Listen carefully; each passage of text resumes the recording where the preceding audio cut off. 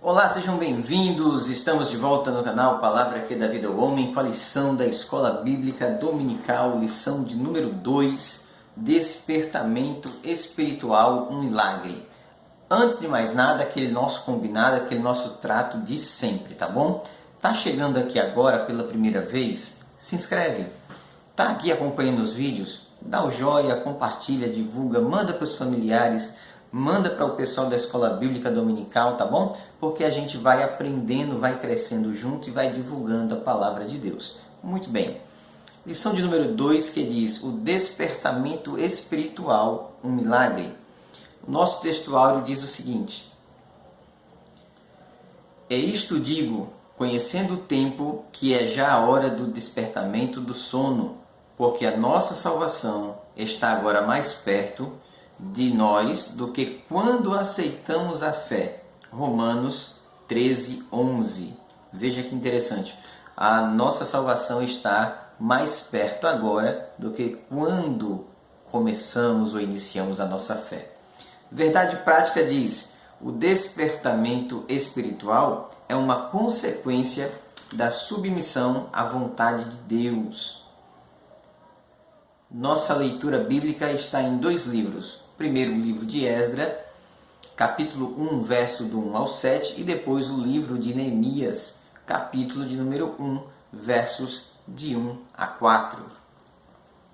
Esdras 1:1 diz assim: no primeiro ano de Ciro, rei da Pérsia, para que se cumprisse a palavra do Senhor por boca de Jeremias, despertou o Senhor o espírito de Ciro, rei da Pérsia, o qual o fez passar pregão por todo o seu reino, como também por escrito, dizendo: assim diz Ciro, rei da Pérsia: o Senhor, Deus dos céus, me deu todos os reinos da terra. Ele me encarregou de lhe edificar uma casa em Jerusalém, que é em Judá. Quem há entre vós de todo o povo, seja seu Deus com ele, e suba a Jerusalém, que é em Judá, e edifique a casa do Senhor, Deus de Israel. Ele é o Deus que habita em Jerusalém. E todo aquele que ficar em alguns lugares em que andar peregrinando, os homens do seu lugar o ajudarão com prata, com ouro e com fazenda e com gado, fora as dádivas voluntárias para a casa do Senhor que habita em Jerusalém.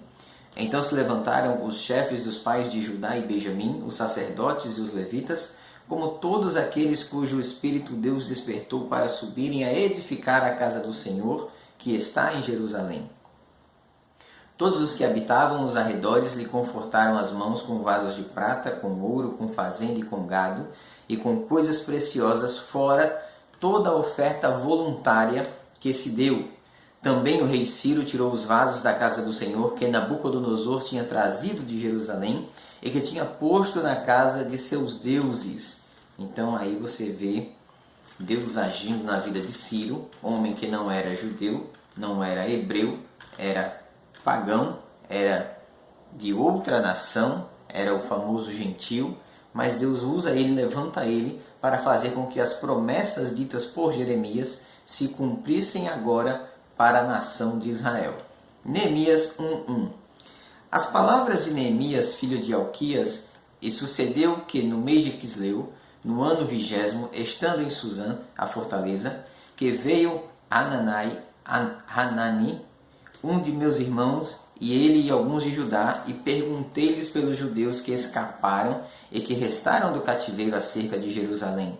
E disseram-me: os restantes que restaram do cativeiro, lá na província, estão em grande desprezo e miséria, e o muro de Jerusalém fendido, e suas portas queimadas a fogo.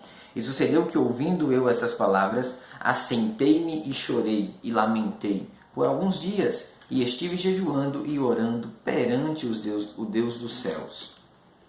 Ponto central: submissão à vontade de Deus gera o despertamento espiritual. Muito bem. Então nós vemos que o povo havia sido levado cativeiro, estavam subjugados por Babilônia. Ciro agora é levantado, constituído rei, e ele vai decretar o retorno dos judeus, ele vai devolver a pátria dos judeus, e os judeus vão sair de Babilônia, aqueles a quem Deus moveu o coração, e irão regressar a Jerusalém com a missão de restaurar a cidade, consertar os muros, levantar as portas queimadas e restaurar a casa do Senhor. E a partir dali nós vamos começar a nossa lição. Introdução. Nesta lição iremos ver a origem do despertamento espiritual e suas finalidades, tá bom? Primeiro tópico da lição diz o seguinte: o despertamento espiritual emana do próprio Deus. Não é uma coisa que está em mim, não é uma coisa que está em você. É uma coisa que emana de Deus, vem de Deus. O homem por si só, ele está morto em seus próprios pecados. Ele está afundado nas suas próprias concupiscências. Mas o despertamento, ele provém de Deus, ele nasce em Deus. Então nós vemos que no primeiro ano do reinado de Ciro, o Senhor despertou a Ciro para que ele levantasse a nação de Israel e desse a ela a livre vontade, o livre-arbítrio, a livre escolha para retornarem e reconstruírem a casa do Senhor, conforme muito bem profetizou aí Isaías. E também nós temos ali uma referência também em 1 Coríntios 12, 6, tá certo? Muito bom. As coisas humanas podem ser explicadas, calculadas, previstas, analisadas, metrificadas, né? Mas a atuação do Espírito de Deus, a atuação de Deus é uma coisa que para nós ela excede a nossa capacidade, nosso entendimento, e nós não temos como saber os pensamentos de Deus. Então, referente a isso,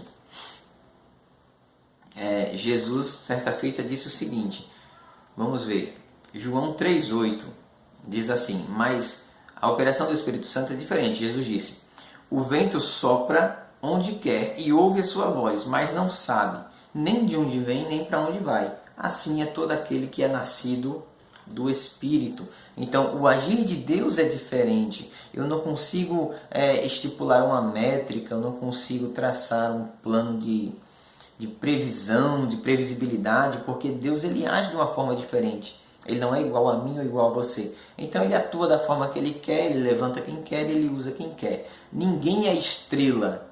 Não temos estrela. A igreja não é formada por estrelas, tá certo? A Bíblia diz que Cristo é o sol. O sol é uma estrela.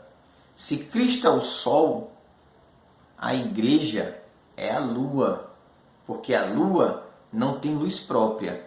Ela recebe a luz do sol e reflete essa luz. Então, eu não tenho luz em mim. Eu não tenho justiça em mim. Eu não tenho méritos em mim. Eu tenho a graça e a misericórdia que não é minha. Vem de Deus, é dada por Deus. Síntese do tópico 1. O despertamento espiritual emana de Deus. Por isso ele usa os instrumentos que achar necessários para cooperarem com a sua soberana vontade, tá? Então tudo é dele, por ele e para ele. Nada é por mim ou para mim ou vem de mim. Tudo é dele. As finalidades do despertamento. Primeiro, restauração nacional de Israel. Israel vai ser agora restaurado, né? Foi assim que ele fez através de Ciro. Deus usa Ciro para restaurar a nação de Israel e fazer com que eles voltem à sua terra natal. Quando o propósito de Deus chegou ao conhecimento de Ciro, era um fato já aceito e já aprovado pelo próprio Ciro, porque Deus já havia trabalhado na vida dele e havia o impulsionado para que ele assim colaborasse para que Deus agisse na vida do povo. Segundo, a restauração espiritual de Israel. Deus quer usar homens como instrumento, todavia, só são usados aqueles que cooperam com Deus, aqueles que seguem a orientação divina, tá certo? através do seu livre-arbítrio. Ou seja, quando eu exerço o meu livre-arbítrio dentro da vontade de Deus, então ali há um despertamento, uma restauração espiritual, tá certo? Então eu preciso ceder à vontade de Deus para que isso de livre vontade, tá bom? De livre-arbítrio, não é, eu vou porque me mandaram, porque me forçaram, me obrigaram, disseram que tinha que ser assim. Não, você tem que ter aquele desejo seu, tá bom? É o livre-arbítrio. Vejamos um texto em Provérbios 23, 26. Dai-me, filho meu, o teu coração e os teus olhos observem os meus caminhos, tá bom? Veja, ele está pedindo, ele não está obrigando, ele não está ordenando, ele está dizendo, dá-me, filho meu, o teu coração e os teus olhos observem os meus caminhos. Ele está pedindo carinhosamente. Vejamos um outro texto em Deuteronômios, capítulo 6, versículo de número 5. Amarás, pois, o Senhor teu Deus de todo o teu coração, de toda a tua alma e de todas as tuas forças. Deuteronômio 6,5. Veja, isso, quem faz isso? Quem quer. É um livre-arbítrio. Você escolhe, você decide, você opina. Tá bom? Então você pode dizer assim, Deus, eu quero amá-lo, eu quero servi-lo, eu quero buscá-lo, eu quero exaltá-lo, eu quero estar diante da tua presença. Mas isto é uma escolha minha. Eu quero, eu escolho, eu quero assim fazê-lo. Irmão, mas Deus pode obrigar? Deus pode tudo, porque Ele é Deus. E por que Ele não obriga? Porque Deus, Ele não quer um amor obrigado. Deus não quer um amor fingido. Deus não quer um amor imerecido. Deus quer um amor genuíno, que venha diretamente do seu íntimo, da sua alma, do seu espírito. Você serve porque você quer servir. Você honra porque você quer honrar. Você está ali diante de Deus porque você quer estar diante de Deus. Não é uma obrigação, não tem ninguém lhe obrigando, lhe expondo. Então, a partir disso, o que nós vamos observar? Cada despertamento tem um objetivo principal, que é a restauração do homem, a salvação, a libertação, o combate contra o pecado, né? Então, dentro disso, nós podemos observar alguns pontos. Primeiro, o Espírito Santo convenceu Saulo que ele havia pecado contra a pessoa de Cristo. Isso está lá em Atos 9, 4, 5. E caindo em terra, ouviu uma voz que lhe dizia, Saulo, Saulo, por que me persegues? E ele disse, quem és, Senhor? E disse o Senhor, eu sou a Jesus, a quem tu persegues. Duro é para ti recalcitrar contra os arguilhões. Veja, Paulo perseguia a igreja. Paulo matava os irmãos. Paulo prendia os irmãos. Paulo, ele perseguia e ele destruía a igreja. Mas veja, Cristo aparece a ele e diz, Saulo, Saulo, por que me persegues? Porque quem persegue a igreja, persegue a Cristo, que é o dono da igreja. Quem mexe com o filho, mexe com o pai. Quem mexe com a filha, mexe com a mãe. Quem mexe com a sua prole, com seus filhos, com a sua descendência, automaticamente está mexendo com você, que é o pai, que é a mãe. Então, quando alguém vai de encontro à igreja, esse alguém está indo de encontro a Cristo. Paulo estava perseguindo a Cristo. Paulo estava ofendendo a Cristo. Ainda que de uma forma ignorante, na sua ignorância ele acreditava que estava correto, ele vai descobrir e o Espírito Santo vai convencê-lo através de um despertamento espiritual de que ele estava na direção errada, na direção oposta. Foi assim também com a mulher samaritana, lá na fonte de água com Cristo. Foi assim também com Zaqueu, lá em Lucas, né? Então o Espírito Santo ele vai atuar de maneira a convencer o homem do juízo, do pecado e da justiça. Segunda coisa, o Espírito Santo também aponta para Cristo como aquele que perdoa e salva. Vejamos um texto em 1 João 9. Se confessarmos os nossos pecados, Ele é fiel e justo para nos perdoar os pecados e nos purificar de toda a injustiça. Então, Cristo, ele perdoa o meu pecado, ele perdoa o teu pecado, ele nos lava, nos justifica, nos ampara e nos apresenta diante de seu Pai, seu Deus, meu Deus, teu Deus, e diz: Pai, aqui está Josinaldo. Josinaldo, pobre, miserável pecador, o pior entre os piores, o mais ruim que se tem notícia, está aqui. Ele se arrependeu, ele quer mudar de vida, ele nos aceitou, e ele agora está lavado, justificado no meu sangue, e eu estou te trazendo, Josinaldo, à sua presença. É assim que funciona. Vejamos também aqui uma outra coisa aqui. A síntese do tópico número 2. O que é que nós vamos aprender nessa síntese? As finalidades do despertamento. Quais são essas finalidades do despertamento? É tão somente garantir a salvação do homem, a libertação do homem, né? Então ele envolve a restauração nacional de uma nação, envolve a restauração espiritual de uma nação, e nós sabemos que essa nação nada mais é do que a nação que Deus escolheu para levantar a promessa messiânica que abrange a toda a humanidade. Então, todos nós fomos salvos através desse restauramento espiritual. Terceira coisa, Deus cumpre as promessas. Política está chegando aí e nós sabemos que o homem vai prometer, o homem vai contar uma história bonita, mas ele não vai fazer nada porque essa conversa é velha, né? Não é de hoje, não é de hoje. Você sabe que não é de hoje. Essa conversa é de muito tempo, né? Mas Deus não. A Bíblia diz que Deus não é homem para que minta, eu minto. Deus não. Nem filho do homem para que se arrependa. Eu me arrependo porque erro. Deus não erra, né? Atributos divinos: onipotência, todo-poderoso, onisciência, sabe todas as coisas, e onipresença, está em todos os lugares. Eu erro, eu me engano. Deus não. Fique claro isso. Então, a fidelidade de Deus. Deus havia prometido, então Deus cumpriu. E quem foi que Deus usou para cumprir a promessa? Ciro.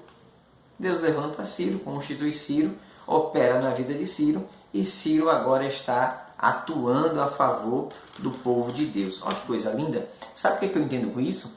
Que Deus usa quem quer.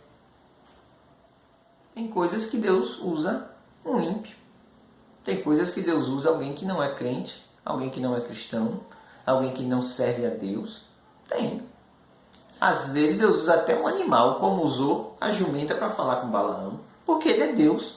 Ele usa quem quer. Se não tem homem que faça, Deus usa um animal, Deus usa uma situação, Deus cria uma circunstância, mas a sua palavra não volta vazia. Ela é cabalmente cumprida, tá bom? Deus renova as suas promessas e as suas bênçãos, as suas promessas de bênção, é o tópico número 2. Vamos ver um texto para colaborar esse raciocínio, Romanos 9, 23. Para que também desse a conhecer as riquezas da glória nos vasos de misericórdia, que para a glória já dantes preparou. Então, isso envolve a onisciência de Deus, tá bom? Ele já sabe, ele já conhece. Vejamos ainda Efésios 1, 18 e 19. Oro também para que os olhos do coração de vocês sejam iluminados, a fim de que vocês conheçam a esperança para a qual Ele os chamou, as riquezas da gloriosa herança dele nos santos, e a incomparável grandeza do seu poder para conosco, os que cremos conforme a atuação da poderosa força. Muito bem. O batismo com o Espírito Santo não é só uma bênção que faz parte dos rudimentos da doutrina, né? É uma coisa que ela existe até hoje. O batismo com o Espírito Santo é para todos os que creem, tá bom? Todos aqueles que creem. Os dons espirituais também são bênçãos que Deus quer dar à igreja. também são coisas que Deus quer dar à igreja. Os dons de profecia, os dons de revelação, de cura, de interpretação, de visão. E Deus renova a fé dos abatidos. No Antigo Testamento, o fogo do altar de incenso não se podia apagar. Vejamos aqui um texto. Onde é que está isso? Está em Êxodo 37, 8. Não era para apagar, era para ficar aceso continuamente. Do mesmo modo, o que é que Deus quer? Que o fogo, a chama do Espírito Santo arda no seu coração, queime no seu coração e permaneça acesa no seu coração. Tá bom? Síntese do tópico de número 3. Deus é fiel em cumprir a sua promessa dada a seu povo, além de vivificar e renovar as suas promessas. Ele também renova a fé dos que estão abatidos. Está abatido? Está cansado? Está ferido? Está moído? Deus tem renovo para a sua vida, Deus tem avivamento para a sua vida, Deus tem mudança para a sua vida, tá bom? Quarto, o despertar torna os homens obedientes à palavra. O culto foi restabelecido conforme a palavra, a lei mosaica, os conceitos do Pentateuco. Então, quando isso acontece, é importante que os irmãos saibam, doutrina não mata, doutrina não afasta, doutrina não expulsa crente da igreja, doutrina prepara, molda, lapida, tá? Vamos inventar uma moda, vamos inventar um movimento. Não, a doutrina, ela salva vidas, ela conserta vidas, ela transforma vidas. Tome muito cuidado com esses movimentos que aparecem por aí de vez em quando. O despertamento dado pelo Espírito Santo faz com que os crentes desejem intensamente serem fiéis à palavra de Deus. 1 Coríntios 4, 6 vai dizer: E eu, irmãos, apliquei essas coisas por semelhança a mim e a Apolo, por amor de vós, para que em nós aprendais a não ir além do que está escrito, não vos ensoberbecendo a favor de ir um contra o outro. Muito importante isso aí. Cada um tem que saber os seus limites, conhecer os seus limites, saber até onde pode ir, para que ninguém faça nada por contenda, por inveja ou por qualquer coisa semelhante, tá bom?